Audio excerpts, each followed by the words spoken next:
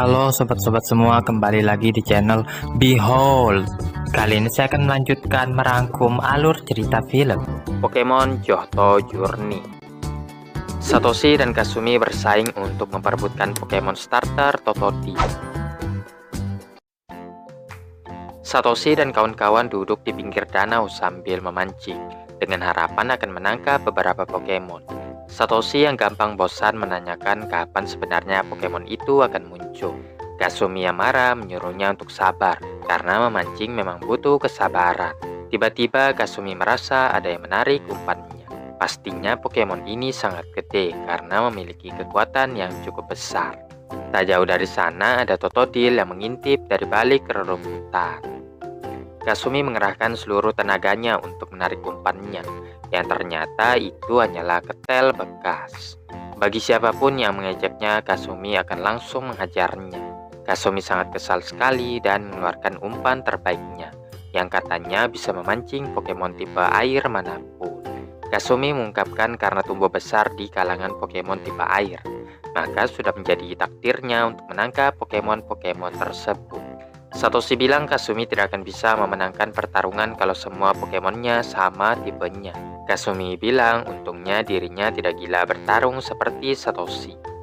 Tiba-tiba Totodile menampakkan diri di hadapan mereka dengan melompat-lompat di atas batu. Setelah mengecek melalui Pokédex, Satoshi menyatakan ingin menangkap Pokemon itu. Namun belum sempat melemparkan Pokeballnya, Kasumi lebih dulu melemparkan umpannya. Totodile yang tidak suka lalu memuntahkannya dan menghadiahkan kedipan mata yang membuat Kasumi kelepek-kelepek. Satoshi memanfaatkan kesempatan dengan memerintahkan Pikachu menyerang Totodile dan langsung menangkapnya. Kasumi mengatakan Satoshi berbuat curang dan mereka mulai berdebat. Tapi tidak bertahan lama, Totodile berhasil melepaskan diri. Satoshi memerintahkan Pikachu menyerang sekali lagi, tapi Kasumi mendorongnya dan mengacungkan Pokeball untuk menangkap Totodile. Kali ini Totodile mengelak sepenuhnya dan menggunakan water gun untuk mendorong mereka masuk ke rerumputan. Saat mereka keluar dari sana, Totodile itu sudah lenyap.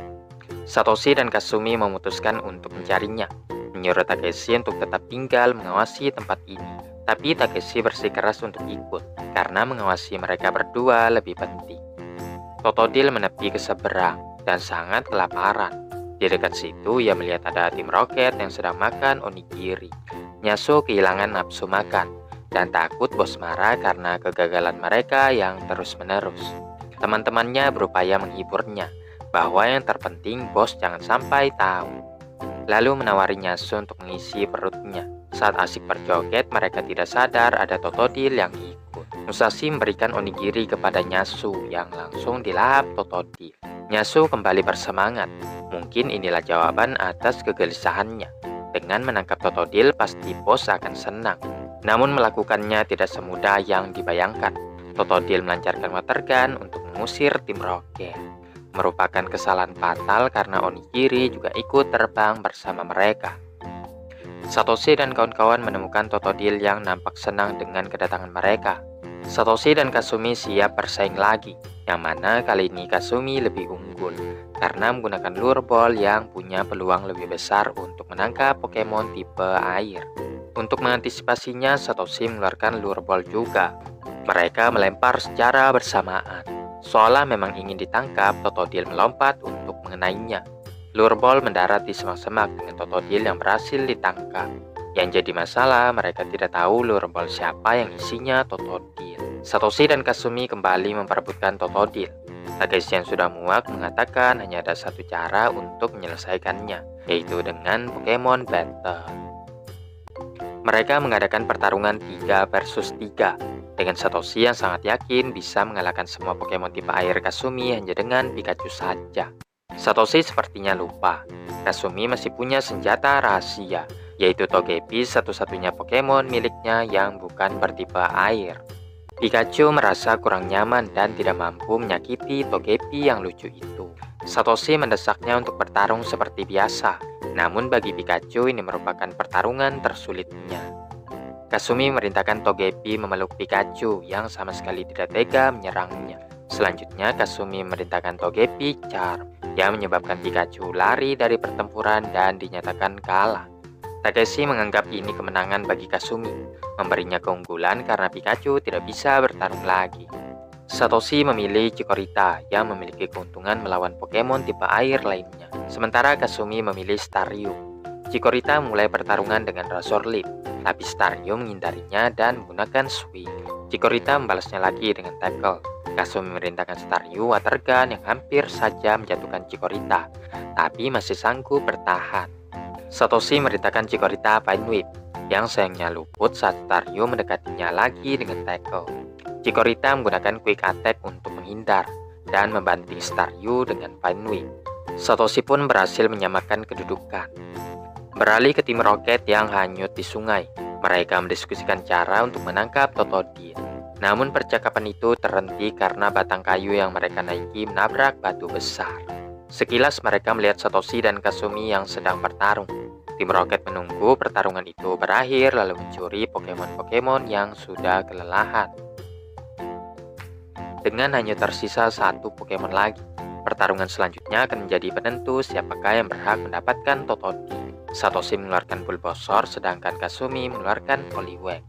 Poliwag Water Gun menerobos Razor Leaf Bulbasaur, memaksanya untuk melompat menghindarinya. Bulbasaur menggunakan Razor Leaf lagi yang menggigit telak Poliwag. Takeshi pun menyatakan pertandingan ini dimenangkan oleh Satoshi. Kasumi memotong perkataannya karena Poliwag itu berevolusi menjadi Poliwhirl. Dengan demikian pertarungan pun kembali dilanjutkan. Poliwhirl menggunakan Body Slam yang memberi begitu banyak damage, tapi Bulbasaur menindaklanjutinya dengan Razor Leaf untuk melepaskan diri. Satoshi memastikan Bulbasaurnya masih sanggup bertarung, lalu memerintahkannya mengisi tenaga lewat sinar matahari. Kasumi yang menyadari Bulbasaur sangat mudah diserang, memerintahkan Poliwhirl menghujaninya dengan Bubble. Satoshi menyuruhnya untuk bertahan, sampai kemudian tenaga Bulbasaur terisi penuh, dan langsung melancarkan Solar Beam untuk melumpuhkan Poliwhirl. Takeshi menyatakan Satoshi adalah pemenangnya, dan menyerahkan Lure Ball kepadanya. Tim Rocket yang menyamar menghampiri mereka, tapi langsung ketahuan karena Sonansu tidak memakai kostumnya. Satoshi lalu mengeluarkan Totodile yang menggigit rambut Musashi sampai putus. Musashi merintahkan Arbok untuk maju, akan tetapi Totodile menggunakan Bite membantingnya ke arah Nyasu. Weezing juga diperintahkan untuk melawan. Totodile bisa menghindari serangannya dengan kakinya yang lincah, dan melancarkan Scratch untuk kembalikan Weezing ke tim Rocket. Serangan penutup berupa Water Gun untuk menerbangkan tim Rocket ke langit-langit. Kasumi mengaku sudah tidak iri lagi, karena sudah punya Poliwhirl sebagai pengganti Totodile. Satoshi pun memulai petualangan dengan Pokemon barunya itu. Setelah keluar dari Pokemon Center, Satoshi menabrak bocil yang menggendong Pokemonnya. Bocil itu memperingatkan mereka untuk menghindari jembatan Gunung Tua, karena ada trainer yang sangat tangguh di sana. Bukannya takut, Satoshi malah ingin bertemu dengan orang yang kuat dan mengadakan pertarungan dengannya. Dalam perjalanan ke jembatan, mereka mengira-ngira Pokemon apakah yang digunakan trainer itu sampai bisa disebut sangat kuat. Tim Rocket yang mendengar hal ini memutuskan untuk merebut Pokemon setelah mereka melemah dalam pertarungan. Begitu mereka sampai tujuan, Kasumi melihat ada seorang gadis di depan jembatan. Takeshi yang sudah tidak tahan mengajaknya berkenalan, dan gadis itu memperkenalkan dirinya sebagai Miki. Langsung mengajaknya bertarung saat itu juga. Miki mengeluarkan Skarmory, menyarankan Takeshi menggunakan Pokemon tipe api karena Miki ingin melatih Skarmory menghadapi setiap tipe Pokemon, meskipun Pokemon tipe kelemahannya sekalipun. Takeshi menggunakan Bullfix, satu-satunya Pokemon tipe api. Pertarungan dimulai dengan Skarmory yang menebarkan debu saat terbang ke udara. Bullfix mencoba menghentikannya dengan Flamethrower, namun Skarmory menggunakan Agility guna menghindari semburan apinya. Bullfix kemudian mulai menggunakan Quick Attack untuk kabur dari Skarmory, tapi tidak berhasil karena Skarmory bisa menyerangnya dengan Steel Wing. Sehabis itu, Miki menyuruhnya untuk mengeluarkan Pokemon tipe api lainnya. Satoshi mengatakan punya Pokemon tipe api, tapi besar kemungkinannya kekuatan apinya sangat kuat sekali. Miki sangat senang mendengarnya. Selagi Satoshi mengeluarkan Cyndaquil untuk bertarung, Skarmory melancarkan Fury Attack yang bisa ditangani Cyndaquil. Cyndaquil mencoba menyalakan api di punggungnya, tapi keburu di-cancel Skarmory dengan Sweep.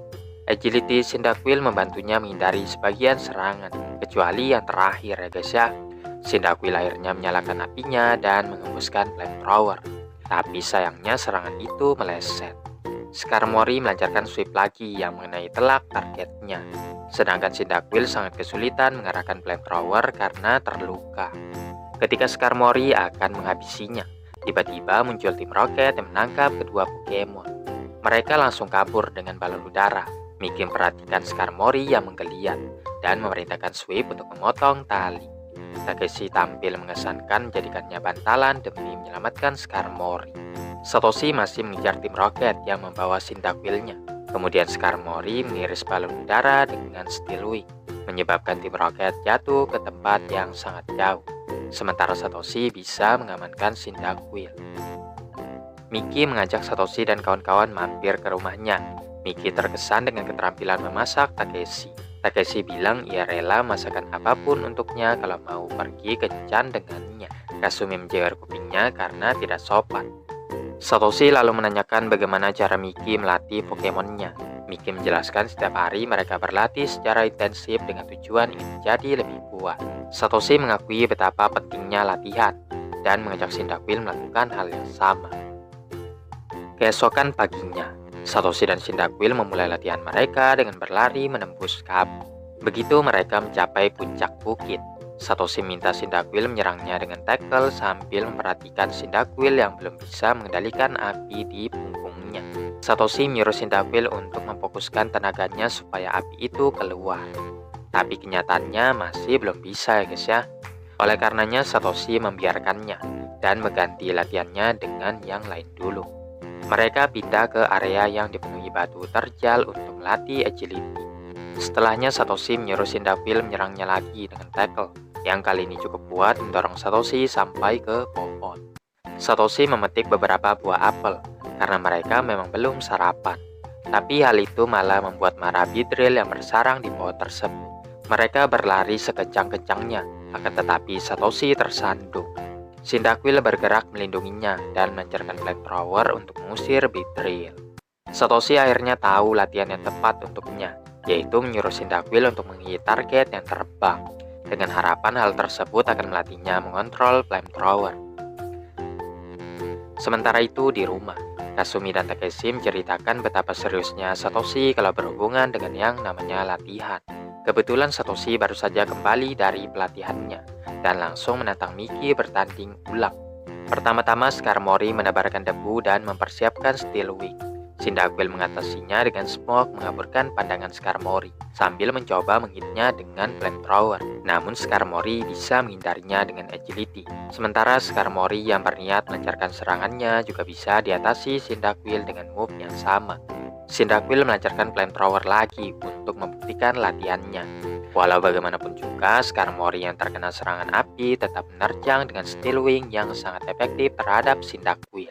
Cyndaquil menggunakan flamethrower untuk bertahan, namun sia-sia Skarmory ternyata tahan terhadap serangan itu. Sampai kemudian momen yang ditunggu-tunggu akhirnya tiba. Punggung Cyndaquil meledak dalam kobaran api. Mickey mulai panik dan memerintahkan Skarmory untuk menghabisi Cyndaquil secepatnya. Cyndaquil bisa menghindar dengan agility yang telah diperkuat, dan nampaknya Skarmory mulai terkena dampak dari kobaran apinya. Satoshi merintahkan Cyndaquil untuk menghindar sekali lagi, lalu melancarkan combo flamethrower dan tackle untuk mengalahkan Skarmory. Pertarungan pun dimenangkan oleh Satoshi. Satoshi sangat senang karena pelatihannya terbayarkan. Mickey juga berterima kasih kepada mereka. Berkat hal ini, matanya jadi terbuka, mengungkapkan keinginannya untuk berpetualang dan menantang gym leader di berbagai tempat. Satoshi pun menantikan kehadirannya saat mereka berjumpa lagi di Johto-Li. Di sisi lain, tim Rocket tidak bisa melanjutkan perjalanan karena balon udara mereka rusak.